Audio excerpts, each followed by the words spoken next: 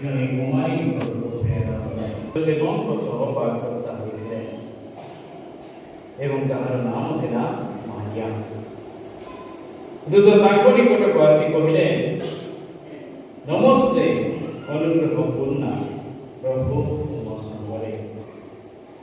ଏହା ଶୁଣି ମାରିଆ ବିସ୍ମିତ ହେଲେ ଏବଂ ଭାବିବାକୁ ଲାଗିଲେ ଏହା କି ପ୍ରକାର ସମ୍ବୋଧନ। ଦୂତ ତାଙ୍କୁ କହିଲେ, ମାରିଆ ଭୟ କର ନାହିଁ, କାରଣ ତୁମେ ଈଶ୍ୱରଙ୍କ ଅନୁଗ୍ରହ ପାତ୍ରୀ। ତୁମେ ଗର୍ଭବତୀ ହୋଇ ଏକ ପୁତ୍ର ପ୍ରସବ କରିବ ଏବଂ ତାଙ୍କ ନାମ ଦେବ ଯୀଶୁ। ସେ ମହାନ ହୋଇ ପରାକ୍ରମଙ୍କ ପୁତ୍ର ବୋଲି ଖ୍ୟାତ ହେବେ ଏବଂ ପ୍ରଭୁ ଈଶ୍ୱର ତାହାଙ୍କ ପିତୃପୁରୁଷ ଦାବୀଦଙ୍କ ସିଂହାସନ ପ୍ରଦାନ କରିବେ। ସେ ଯାକୋବଙ୍କ ବଂଶ ଉପରେ ଯୁଗେ ଯୁଗେ ରାଜତ୍ୱ କରିବେ ଏବଂ ତାଙ୍କ ରାଜତ୍ୱର ଶେଷ ହେବ ନାହିଁ। ପଚାରିଲେ, କିନ୍ତୁ ଏହା କିପରି ସମ୍ଭବ, ମୁଁ ଯେ କୁମାରୀ? ଦେବଦୂତ କହିଲେ, ଯେଉଁ ଶିଶୁ ତୁମଠାରୁ ଜାତ ହେବେ ସେ ପବିତ୍ର ହେବେ ଏବଂ ଈଶ୍ୱରଙ୍କ ପୁତ୍ର ବୋଲି ଖ୍ୟାତ ହେବେ। ଦେଖ, ତୁମର ଆତ୍ମୀୟା ଏଲିଜାବେଥ ବୃଦ୍ଧାବସ୍ଥାରେ ଏକ ପୁତ୍ର ଲାଭ କରିବାକୁ ଯାଉଛନ୍ତି ଏବଂ ମଧ୍ୟ ହୋଇ ମଧ୍ୟ ଏବେ ତାଙ୍କର ଗର୍ଭଧାରଣର 6ଠ ମାସ ଚାଲୁଛି। ଏଣୁ ଈଶ୍ୱରଙ୍କ ପକ୍ଷେ ଅସାଧ୍ୟ ବୋଲି କିଛି ନାହିଁ। ମାରିଆ କହିଲେ, ଦେଖନ୍ତୁ, ମୁଁ ପ୍ରଭୁଙ୍କର ଦାସୀ, ମୋ ବାକ୍ୟ ଅନୁସାରେ ମୋ ପ୍ରତି ଘଟୁ। ଏହାପରେ ଦୂତ ତାଙ୍କଠାରୁ ପ୍ରସ୍ଥାନ କଲେ। ପ୍ରଭୁଙ୍କର ପୁଣ୍ୟ ସୁସମାଚାର। हे प्रभु ख्रीष्ट, तुम्हारा प्रशंसा है।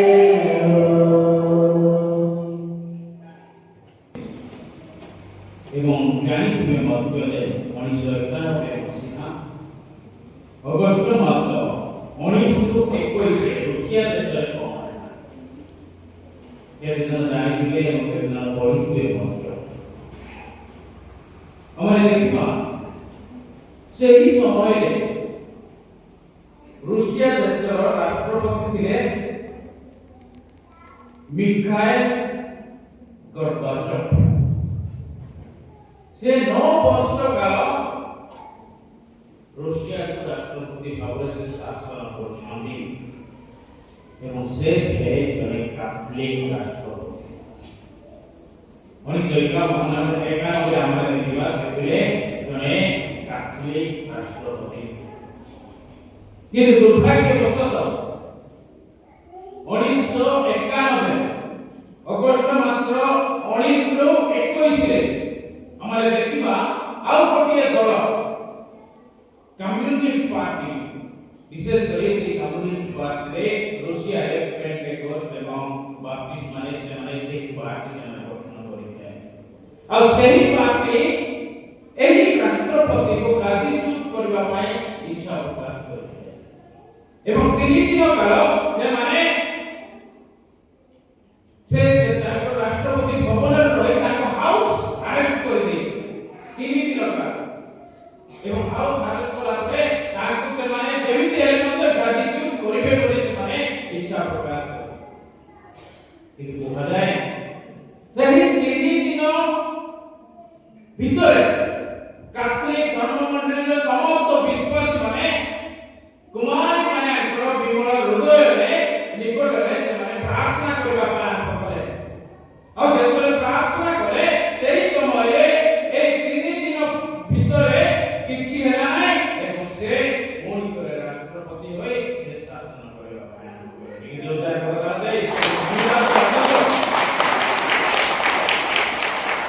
ତାହା ହେଉଛି ବାସ୍ତବିକ ଘଟଣା। ଯେତେବେଳେ ଆମେ କୁମାରୀ ମାରିଆଙ୍କ ବିମଳ ହୃଦୟ ବା କୁମାରୀ ମାରିଆଙ୍କ ବିମଳ ସମ୍ଭୂତ ବୋଲି ଆମେ ଯେତେବେଳେ ଗ୍ରହଣ କରିଥାଉ, ଆମର ଜୀବନରେ ଆମେ ଅଲୌକିକ କର୍ମ ଆମେ ଦେଖିବାକୁ ବାଧ୍ୟ କରିଥାଉ। ଏହି ଘଟଣା ଆମକୁ କ'ଣ ମନେ ପକେଇ ମନେ ପକେଇ ଦେଇଥାଏ ଯେ ଜଣେ ଶିଶୁ ବା ଜଣେ ବ୍ୟକ୍ତିଙ୍କ ପାଇଁ ସବୁଠାରୁ ସୁରକ୍ଷିତ ସ୍ଥାନ କ'ଣ ହୋଇଥାଏ? ଜଣେ ବ୍ୟକ୍ତି କିମ୍ବା ଜଣେ ଶିଶୁଙ୍କ ପାଇଁ ସବୁଠାରୁ ସୁରକ୍ଷିତ ସ୍ଥାନ କ'ଣ ହୋଇଥାଏ? ମାଙ୍କର ହୃଦୟ। ଟିକେ ଜୋରଦାର ପଡ଼ତାଲ ଦେଇ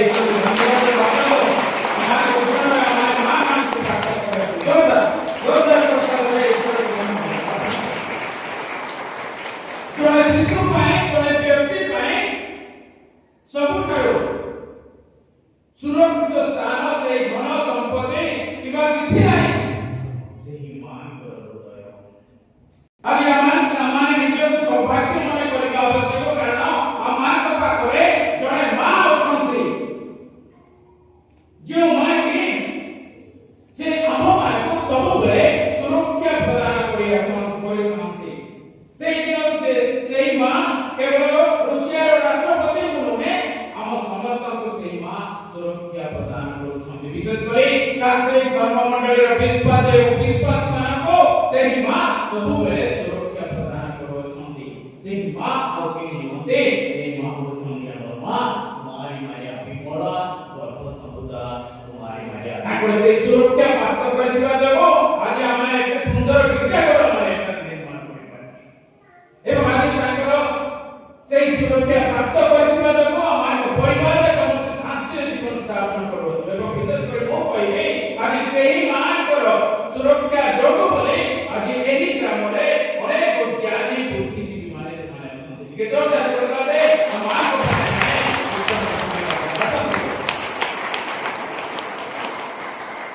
ଆଜି ସେହିପରି ମାଙ୍କୁ ଆମମାନେ ପ୍ରାପ୍ତ କରିଅଛୁ।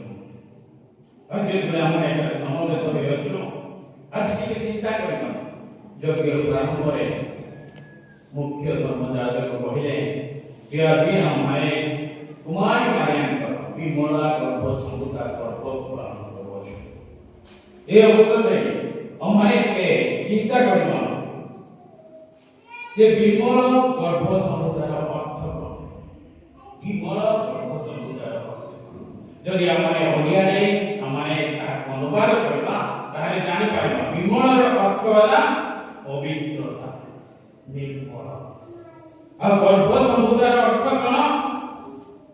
ବିନା ପାପରେ ଜନ୍ମ ଗ୍ରହଣ କରିବା, ଅର୍ଥାତ୍ ଯାହାକୁ କି ଆଦି ପାପ ସ୍ପର୍ଶ କରିବ ନାହିଁ।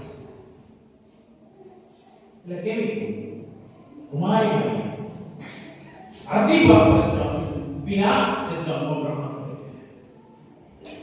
ଏହା ସମସ୍ତଙ୍କ ପାଇଁ ଗୋଟିଏ ପ୍ରଶ୍ନ। କେମିତି କୁମାରୀ ମାରିଆ ଆଦି ପାପ ବିନା ଯେ ପାପ ଶୂନ୍ୟରେ ସେ ଜନ୍ମ ଗ୍ରହଣ କରିଥିଲେ?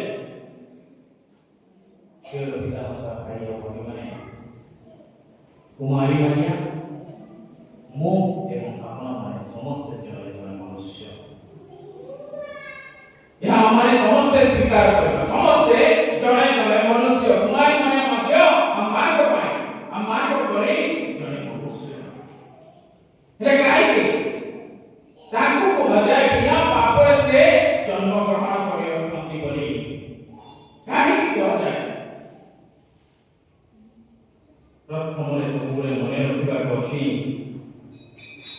ଯେ ଈଶ୍ୱର ଜଗତକୁ ସୃଷ୍ଟି କରିବା ପୂର୍ବରୁ ତାଙ୍କ ମନରେ ଥିଲା ଯେ ଏହି ପୃଥିବୀକୁ କେମିତି ପରିତ୍ରାଣ ଆଣିଦେବେ ଏବଂ ଏହି ପୃଥିବୀକୁ କେମିତି ଏହି ପରିତ୍ରାଣ ଦାତାକୁ ସେ ପ୍ରେରଣା କରିବେ। ତାହା ତାଙ୍କ ମନରେ ଥିଲା। ଆଉ ତାଙ୍କ ମନରେ ଥିଲା ବୋଲି ଆମେ କେମିତି ଜାଣିବା? ଆଜି ପ୍ରଥମ ପଠନରେ ଅତି ସୁନ୍ଦର ଭାବେ ଆମେ ଶୁଣିବାକୁ ପାଇବା। ଆଜି ପ୍ରଥମ ପଠନରେ ଅତି ସୁନ୍ଦର ଭାବେ କୁହାଯାଉଛି ଯେ ଉତ୍ପତ୍ତି ଗ୍ରନ୍ଥ ଅଧ୍ୟାୟ 3 ପଦ 15। ଉତ୍ପତ୍ତି ଗ୍ରନ୍ଥ ଅଧ୍ୟାୟ 3 ପଦ 15ରେ ଈଶ୍ୱର ଯେତେବେଳେ ଆଦାମ ଏବଂ ଏବା ସେମାନେ ପାପ କଲେ, ସେହି ସମୟରେ ସର୍ପକୁ ଈଶ୍ୱର କହୁଛନ୍ତି ଯେ ତୋର ତଥା ନାରୀ ମଧ୍ୟରେ ଓ ତୋର ସନ୍ତାନ ତଥା ତାର ସନ୍ତାନ ମଧ୍ୟରେ ମୁଁ ଶତ୍ରୁତା ଜନ୍ମାଇବି। ସେ ତୋର ମସ୍ତକକୁ ଚୂର୍ଣ୍ଣ କରିବ ଏବଂ ତୁ ତାର ବୈଠକୁ ଆଘାତ କରିବ। ଅର୍ଥାତ୍ ଈଶ୍ୱରଙ୍କ ମନରେ ଏହା ଥିଲା ଯେ କେମିତି ସେ ଜଣେ ନାରୀକୁ ପ୍ରେରଣା କରିବେ, ଯେଉଁ ନାରୀକି ସେ ମୁକ୍ତିଦାତା ପରିତ୍ରାଣ এই বাক্যের আমরা দেখতে পাইবা যে সেই নারী কি সেই নারী হচ্ছেন আমার প্রিয় মাতা কুমারী মারিয়া এবং তার সন্তান কে তার সন্তান হচ্ছেন আমার যীশু খ্রিস্ট যিনি অন্ধকারକୁ দূরে দেয় এবং সে এই মৃত্যুକୁ পছরে পকায় পাপକୁ বিনাশ করে যে পুনরুত্থিত হয়ে আমাকে পরিত্রাণ দিলে মুক্তিকে দরজার প্রকার দেয়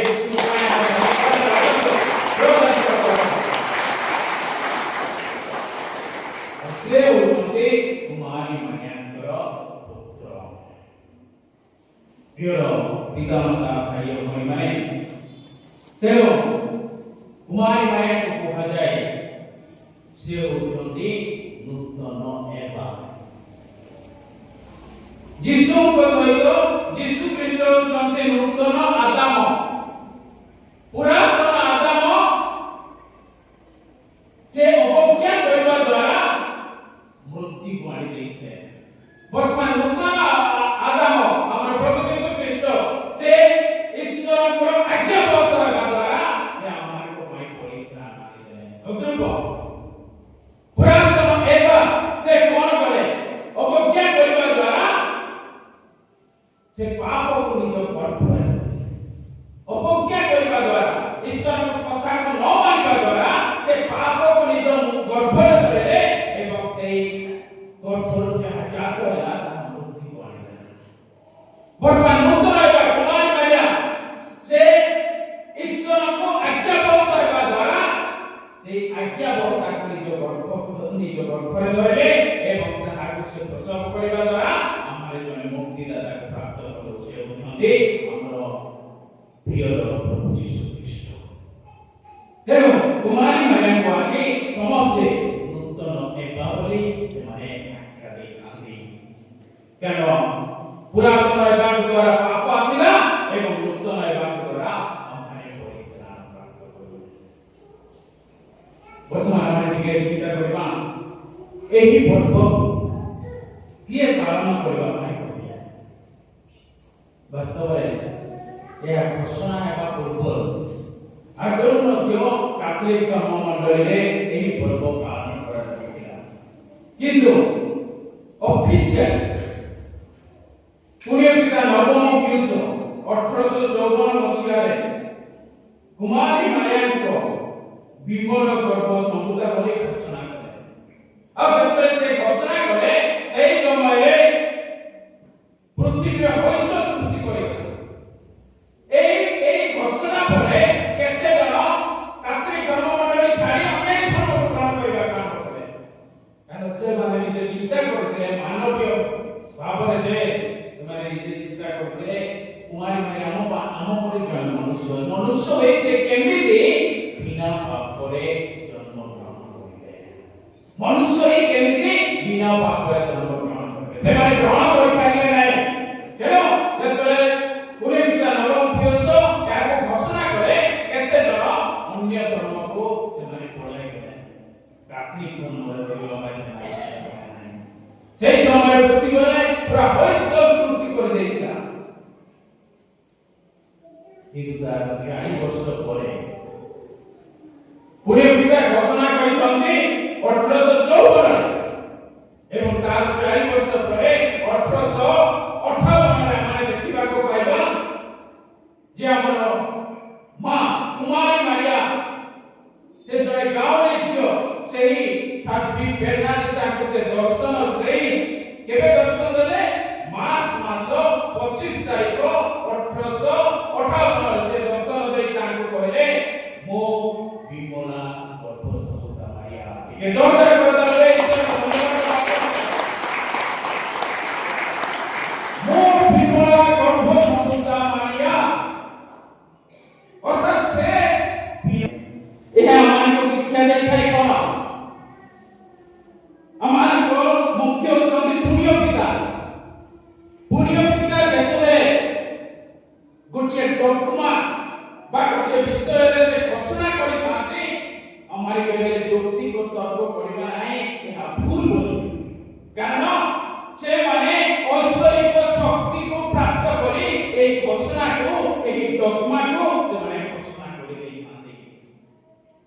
ତେଣୁ 4 ବର୍ଷ ପରେ ଏହା ସତ୍ୟତା ପ୍ରମାଣ ହେଲା ଯେ କୁମାରୀ ମାନେ କହୁଛନ୍ତି ସେ ନିଜେ କହିଲେ ମୁଁ ବିମଳା ତାହା ସବୁବେଳେ ଆମେ ମନେ ରଖିବାକୁ ଅଛି। ଏବଂ ତେଣୁ ଆମେ ଏହି ଆଧୁନିକ ଯୁଗରେ ଜଣେ ସାଧୁକୁ ଆମେ ପ୍ରାପ୍ତ କରିଅଛୁ, ଯେଉଁ ସାଧୁ କି ଜିନ୍ସ ପ୍ୟାଣ୍ଟ ସାର୍ଟ ପିନ୍ଧୁଥିଲେ, সেই সাধু কে জানিଛନ୍ତି କି? ସାଧୁ କାର୍ଲୋସ ଆକୁଟିସ୍। ଯେତେବେଳେ ସେଇ ସମୟରେ ଫ୍ରାନ୍ସିସ୍ ଯେତେବେଳେ ବଞ୍ଚିଥିଲେ 2000 ସେ କହିଥିଲେ ଯେ ଏହି ଯୁଗରେ ଆମମାନେ ସାଧୁ ସାଧ୍ୱୀ ଗୀତା ଘର ଯାଇ ପ୍ରାର୍ଥନା କରିବା ଆବଶ୍ୟକ, ପ୍ରାର୍ଥନା କରୁଥିବା ସାଧୁ ସାଧ୍ୱୀଙ୍କ ଆବଶ୍ୟକ ନାହିଁ, କିନ୍ତୁ ସେ କହୁଥିଲେ ଆଧୁନିକ ଯୁଗରେ ଆମମାନେ ଆବଶ୍ୟକ କରୁଛୁ ଯେ କି ଜିନ୍ସ ପ୍ୟାଣ୍ଟ ସାର୍ଟ ପିନ୍ଧିଥିବ। ଆଉ ସେ ଯାହା କହିଲେ ତାହା ସତ୍ୟରେ ପରିଣତ ହେଲା କାହା ଜୀବନରେ? ସାଧୁ କାର୍ଲ ଆକୁଟିସ୍ଙ୍କ ଜୀବନରେ। ସେ ଆଜି ଜଣେ ଆଧୁନିକ ଯୁଗର ଜିନ୍ସ ପ୍ୟାଣ୍ଟ ସାର୍ଟ ପିନ୍ଧିଥିବା ଜଣେ ସାଧୁ ରୂପେ ପ୍ରାପ୍ତ କରୁଛନ୍ତି ବା ସେ ସାଧୁ ରୂପେ ତାଙ୍କୁ ଘୋଷଣା କରାଯାଉଛି। ଏହା କହିବାର ତାତ୍ପର୍ଯ୍ୟ ହେଲା ଯେ ଯେତେବେଳେ ପୋପ ମାନେ ବିଭିନ୍ନ ପ୍ରକାର ଡଗମା ଘୋଷଣା କରିଥାନ୍ତି ସେହି ସମୟରେ ସେମାନେ ଐଶ୍ୱରିକ ଶକ୍ତିକୁ ପ୍ରାପ୍ତ କରି ତାହାକୁ ଘୋଷଣା କରିଥାନ୍ତି। କେବଳ ଆମର ବିଶ୍ୱାସରେ ତାହାକୁ ଗ୍ରହଣ କରିବା ଆବଶ୍ୟକ। ଏବଂ ଆଜି ମଧ୍ୟ ଟିକେ ଚିନ୍ତା କରିବା ଯେ କାହିଁକି କୁମାରୀ ମାରିଆଙ୍କୁ ଆଜି ବିନା ବାପରେ ଜନ୍ମ ଗ୍ରହଣ କରିଥିଲେ ବୋଲି କୁହାଯାଏ? କାହିଁକି? ପ୍ରଥମରେ ମାନବୀୟ ଅନୁଯାୟୀ ଯଦି ଆମେ ଚିନ୍ତା କରିବା ତାହେଲେ ଜାଣିପାରିବା ଯେ ଯାହାକି ଲୋକ ଲିଖିତ ସୁସମାଚାର ଅଧ୍ୟାୟ 6 ପଦ 44, ଲୋକ ଲିଖିତ ସୁସମାଚାର ଅଧ୍ୟାୟ 6 ପଦ 44 ଲେଖା ଅଛି, ପ୍ରତ୍ୟେକ ଗଛ ତାହାର ଫଳରୁ ହିଁ ପ୍ରତ୍ୟେକ ଗଛ ତାର ଫଳରୁ ହିଁ ଚିହ୍ନାଯାଏ। ବର୍ତ୍ତମାନ କୁମାରୀ ମାରିଆଙ୍କ ଜୀବନରେ ଆମେ ଦେଖିବା, ତାଙ୍କ ପରିବାର ଦ୍ୱାରା ଆମେ ଦେଖିବା ଯେ ତାଙ୍କର ପ୍ରଥମ ଜାତ ଫଳ ହେଉଛନ୍ତି କିଏ? ଯୀଶୁ ଖ୍ରୀଷ୍ଟ। ବର୍ତ୍ତମାନ ଯୀଶୁ ଖ୍ରୀଷ୍ଟ ଯଦି ପବିତ୍ର ବ୍ୟକ୍ତି ହୋଇଥିଲେ, କୁମାରୀ ମାରିଆଙ୍କ ଜୀବନରେ ମଧ୍ୟ ଅପବିତ୍ରତା ଅଛି। ବର୍ତ୍ତମାନ ଯୀଶୁ ଖ୍ରୀଷ୍ଟ ପବିତ୍ର ବ୍ୟକ୍ତି ଥିଲେ କି? ଅପବିତ୍ର ବ୍ୟକ୍ତି ଥିଲେ କି? ନାଇଁ, ସେ ଈଶ୍ୱରଙ୍କର ପୁତ୍ର ବୋଲି ସେ ଖ୍ୟାତ ହେଲେ। ଆଜି ସୁସମାଚାର ଆମେ ଶୁଣିବାକୁ ପାଇବା, ଗାବ୍ରିଏଲ ଦୂତ ନିଜେ ତାଙ୍କୁ କହୁଛନ୍ତି ଯେ କୁମାରୀ ମାରିଆଙ୍କୁ ସେ କହୁଛନ୍ତି ଯେ ସେ ମହାନ ହୋଇ ପରାତ୍ପରଙ୍କ ପୁତ୍ର ବୋଲି ଖ୍ୟାତ ହେବେ ଏବଂ ପ୍ରଭୁ ଈଶ୍ୱର ତାଙ୍କୁ ତାଙ୍କ ପିତୃପୁରୁଷଙ୍କ ଦାବିଦଙ୍କ ସିଂହାସନ ପ୍ରଦାନ କରିବେ। ବର୍ତ୍ତମାନ ଏହିପରି ଫଳକୁ ପାଇବାକୁ ହେଲେ ଏହିପରି ଗଛ ଆବଶ୍ୟକ। ବର୍ତ୍ତମାନ ଗଛ କିଏ? କୁମାରୀ ମାରିଆ ଏବଂ ସାଧୁ ଯୋସେଫ। ଯଦି ଈଶ୍ୱରଙ୍କ ପୁତ୍ରକୁ ମାନେ ପ୍ରାପ୍ତ କରିବା ପାଇଁ ହେଲେ ଆମମାନଙ୍କୁ ହୃଦୟକୁ ମାନେ ନିର୍ମଳ କରିବା ଆବଶ୍ୟକ। ଯଦି ଜଣକୁ ଆମେ ଜନ୍ମଦାନ କରିବାକୁ ଅଛି, ପବିତ୍ରତା ଜୀବନ ଯାପନ କରିବାକୁ ଅଛି, କେବଳ କୁମାରୀ ମାରିଆ ନାହିଁ, ଇସ୍ରାଏଲର ସମସ୍ତ ଜାତି ଅପେକ୍ଷାରେ ରହିଥିଲେ ଯେ ଜଣେ ତ୍ରାଣକର୍ତ୍ତା ଜନ୍ମଗ୍ରହଣ କରିବେ ବୋଲି ସମସ୍ତେ ପ୍ରାର୍ଥନାମୟ ଜୀବନ ଯାପନ କରୁଥିଲେ। କିନ୍ତୁ କାହିଁକି କୁମାରୀ ମାରିଆଙ୍କୁ ରକ୍ଷା କଲା? କାରଣ କୁମାରୀ ମାରିଆଙ୍କ ଜୀବନରେ ଆମେ ଦେଖିବା କୁହାଯାଏ, କୁମାରୀ ମାରିଆ ଯେତେବେଳେ ଜନ୍ମଗ୍ରହଣ କଲେ ସେହି ସମୟରେ ତାଙ୍କ ପିତା ମାତା ସନ୍ତାନହୀନ ହୋଇ ରହିଥିଲେ, ସେମାନଙ୍କର ପୁଅ ଝିଅ ନଥିଲା। ତେଣୁ କୁମାରୀ ମାରିଆଙ୍କର ବାପାଙ୍କୁ ସମସ୍ତେ ସେମାନେ ଅପମାନ କରୁଥିଲେ। ତେଣୁ ଏହି ବ୍ୟକ୍ତି ମେଣ୍ଢା ଚରେଇଲା ବେଳେ ସେ ପୁରା ପାହାଡ଼କୁ ଯାଇ ରହିଗଲା।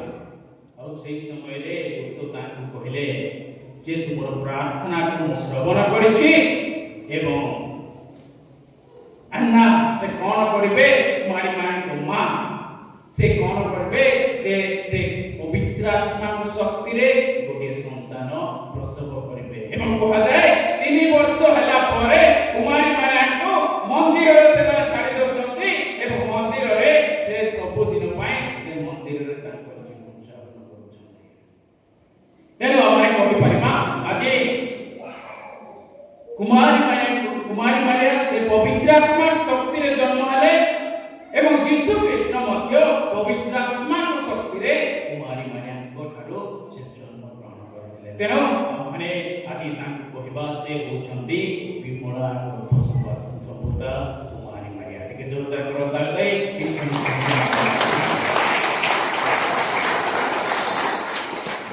एवं द्वितीय रे हमारे आज सुसमाचार हमें देखिबा यदि कुमारी मारिया पवित्रता जीवन जापन जदि करि न थांते ईश्वर को दूत आसी कुमारी मारिया को कहि पारि थांते कि नमस्ते अनुग्रह पूर्णा प्रभु तुम्हारी संग प्रिय पिता माता भाई और बहन माने न्यू टेस्टामेंट ओल्ड टेस्टामेंट का जगह में देखिबा नहीं ईश्वर का अनुग्रह करि पाइछे आपण माने पढा तो पुरातन नियम नूतन नियम का जदि आपण माने कोटि कोटि करि परबे काहकु सेही परि संबोधन मिली नाही काहकु कहा जाय नाही अनुग्रह रे पूर्ण बोली किंतु कुमारी माने को देवदूत आछि कहउछन्ते नमस्ते अनुग्रह पूर्ण प्रभु तुम्हारी संग रे ठीक जोरदार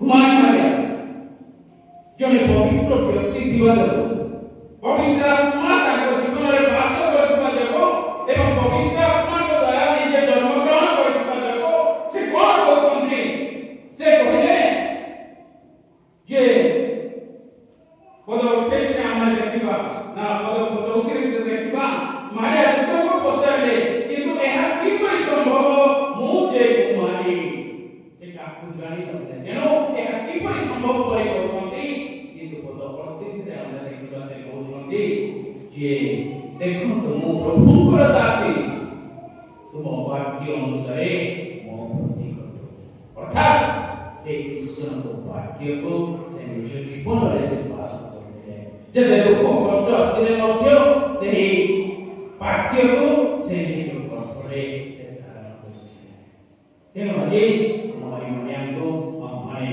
विमला संपूता माया बोली देरो पिता माता भाई और माने एही पर्व हमारे को कौन मने पकाई एही पर्व हमारे को मने पकाई देता है जे पापर परिणाम केते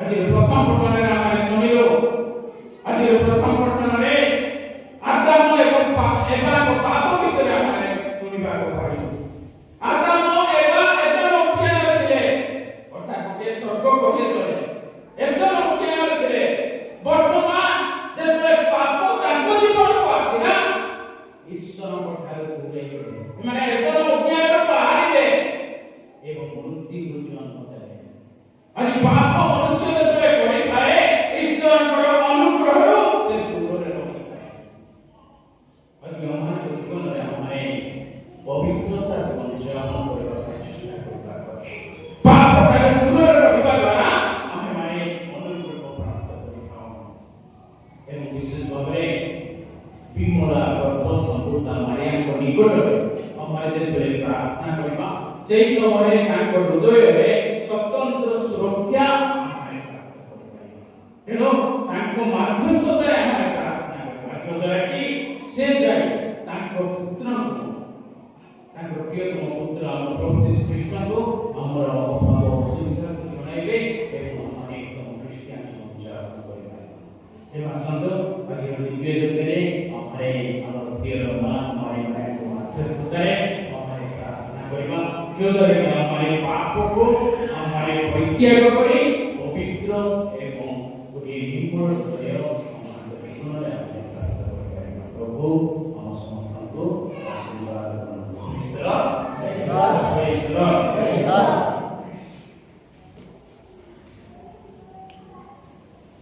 प्रभु आपको बड़ा करो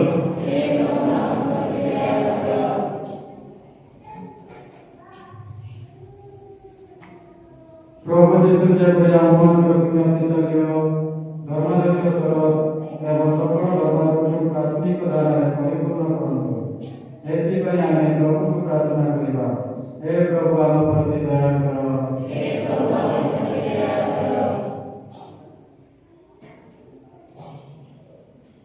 ପ୍ରଭୁ ଯୀଶୁ ଯେପରି ଜଗତକୁ ସୁଶାନ୍ତି ପ୍ରଦାନ କରିବେ ଏବଂ ଐଶ୍ୱର୍ଯ୍ୟ ପ୍ରେମରେ ତାହାକୁ ସଂରକ୍ଷଣ କରିବେ, ଏଥିପାଇଁ ଆମେ ପ୍ରଭୁଙ୍କୁ ପ୍ରାର୍ଥନା କରିବା। ହେ ପ୍ରଭୁ ଆମ ପ୍ରତି ଦୟା କର।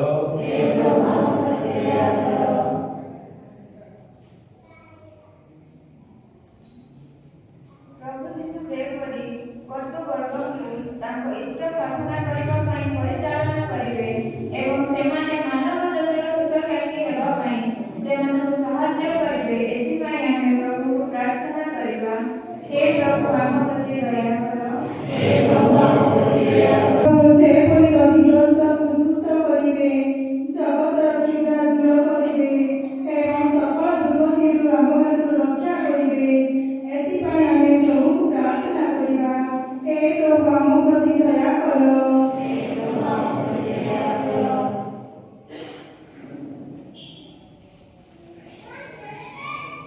ପ୍ରଭୁ ଯୀଶୁ ଯେପରି ବିଶ୍ୱାସ ସ୍ଥିତି ସକାଶେ ଯେଉଁମାନେ ପରାଧୀନ ଓ ପଦଦଳିତ ସେମାନଙ୍କୁ ସାହାଯ୍ୟ କରିବେ, ଏଥିପାଇଁ ଆମେ ପ୍ରଭୁଙ୍କୁ ପ୍ରାର୍ଥନା କରିବା। ହେ ପ୍ରଭୁ ଆମ ପ୍ରତି ଦୟା କର।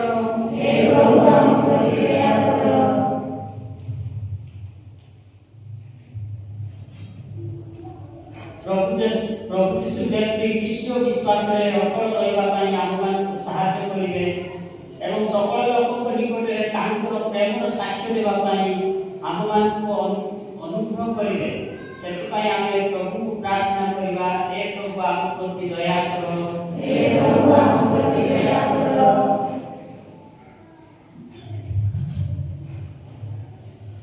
ପ୍ରଭୁ ଯେପରି ତାଙ୍କର ଆଗମନ ସମୟରେ ଆମ୍ଭମାନଙ୍କୁ ଜାଗ୍ରତ ଓ ପ୍ରାର୍ଥନାରତ ଥିବା ଦେଖିବେ, ଏଥିପାଇଁ ଆମେ ପ୍ରଭୁଙ୍କୁ ପ୍ରାର୍ଥନା କରିବା। ହେ ପ୍ରଭୁ ଆମ ପ୍ରତି ଦୟା କର। हे सर्वशक्ति भाव सनातन परमेश्वर तुम्हें चाहो कि जिज्ञासा बजाओ और समस्त मुक्ति लाभ करंतु। तुम्हारे द्वारा प्रार्थना श्रवण करी तुम्हारा शांति और विधान जगत प्रति परिचालन कर और तुमको तुम धर्म नड़े सुस्थिर और प्रेमपूर्ण भाव से सेवा करने में साहाय्य प्रदान कर। प्रभु यीशु ख्रिस्ट भगवान सुतारी यह तुम्हारी मदद हमारा सभी नया निवेदन।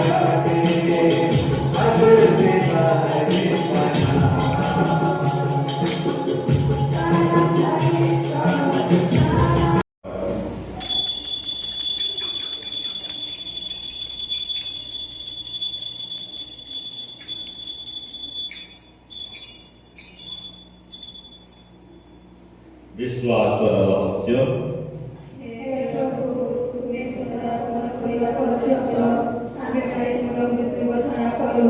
ହେ ପ୍ରଭୁ, ତୁମର ପୁନରୁତ୍ଥାନ ପ୍ରକାଶ କରୁ। ଅତଏବ ହେ ପ୍ରଭୁ, ଆମ୍ଭେମାନେ ଖ୍ରୀଷ୍ଟଙ୍କ ମୃତ୍ୟୁ ଓ ପୁନରୁତ୍ଥାନର ସ୍ମାରକୀ ପାଳନ କରିବା ସମୟରେ ତୁମ ସମ୍ମୁଖରେ ଉପସ୍ଥିତ ରହି ତୁମର ସେବା କରିବା ପାଇଁ ତୁମ୍ଭମାନଙ୍କୁ ଯୋଗ୍ୟ ବିବେଚିତ କରିଥିବା ହେତୁ ତୁମକୁ ଧନ୍ୟବାଦ ଦେଇ ଏହି ଜୀବନର ନୀତି ଓ ମୁକ୍ତିର ପାନପାତ୍ର ତୁମକୁ ଅର୍ପଣ କରୁ। ଆମ୍ଭେମାନେ ଶରୀର ପ୍ରାର୍ଥନା କରୁଛି ଖ୍ରୀଷ୍ଟଙ୍କର ଶରୀର ଓ ହୃଦୟର ଅଂଶ ଗ୍ରହଣ କରୁଥିବା ଆମେ ସମସ୍ତେ ପବିତ୍ର ଆତ୍ମାଙ୍କ ଦ୍ୱାରା ସମ୍ମିଳିତ ହୋଇ ଏକ ହୋଇପାରୁ।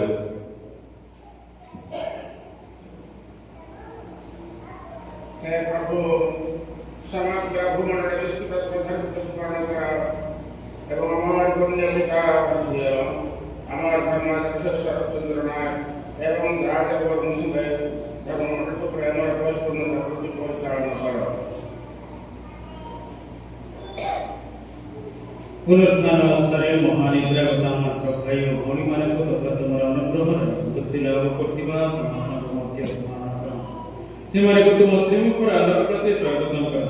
ଆମେ ପ୍ରାର୍ଥନା କରୁ ଆମ ସମସ୍ତଙ୍କ ପ୍ରତି ସଦୈବ ଯେଉଁଠି ପରମେଶ୍ୱରଙ୍କ ମାତା ଧନ୍ୟ କୁମାରୀ ମାରିଆ ତାଙ୍କର ପବିତ୍ର ଭର୍ତ୍ତା ସାଧୁ ଯୋସେଫ ଧନ୍ୟ ପ୍ରେରିତ ଗଣ ଏବଂ ଯୁଗେ ଯୁଗେ ତୁମକୁ ସନ୍ତୁଷ୍ଟ କରୁଥିବା ସକଳ ସାତ୍ବିକ ସଙ୍ଗେ ଆମ୍ଭେମାନେ ଅନନ୍ତ ଜୀବନ ଲାଭ ଉତ୍ତରାଧିକାରୀ ହେବାକୁ ଯୋଗ୍ୟ ହେବୁ ଏବଂ ତୁମ ପୁତ୍ର ଯୀଶୁଖ୍ରୀଷ୍ଟଙ୍କ ମାଧ୍ୟସ୍ଥତାରେ ତୁମର ପ୍ରଶଂସା ଓ ଗୌରବ ଗାନ କରିବା।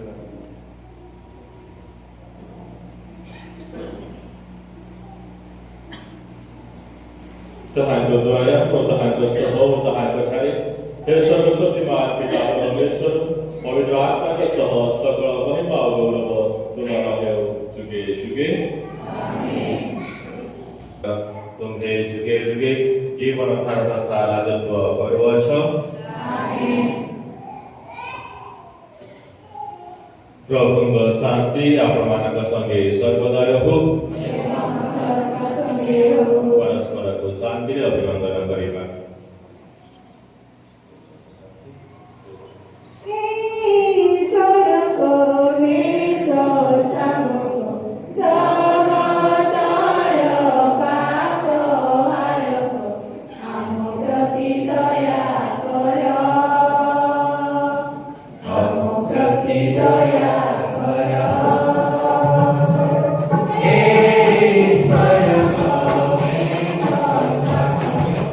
Oh